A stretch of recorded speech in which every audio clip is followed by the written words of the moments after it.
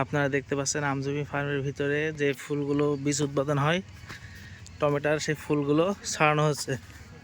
আচ্ছা, মূলত কীভাবে কাজ হচ্ছে এখানে?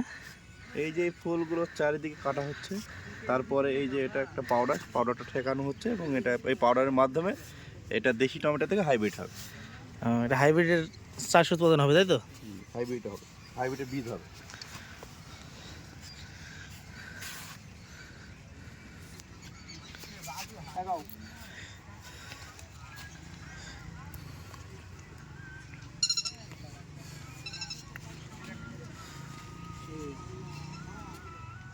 একটা গাছে কি একটা করে নাকি? না, যতটা ফুল পক্ত হবে ততটাই। 50টা মিনিমাম টমেটো দেখতে হবে। আপনারা দেখতে পাচ্ছেন আমজুবি ফার্মের টমেটোর যে বীজ উৎপাদন হয় সেইখানে কাজ করছে। মানে এখানে সেই বীজগুলা কেটে প্রত্যেকটা ফুলের, দেখায় আমি একটু, এই যে প্রত্যেকটা ফুলের যে ফুলের মাথাগুলো এগুলো কেটে এর যে মানে একটা হুল আছে, ওই হুলে একটা মেডিসিন ঠেকে দিচ্ছে। মানে মূলত এটা বীজ তৈরি করার জন্য। এখানে টমেটো উৎপাদন হবে বিক্রি করার জন্য না, এটা বীজ করার জন্য। দেখতে পাচ্ছেন অনেক বড় এরিয়া, চারিদিকে ঢাকা আছে যাতে কোনো পোকামাকড় না লাগতে পারে। এর ভিতরে কোনো পোকা আসতে পারবে না।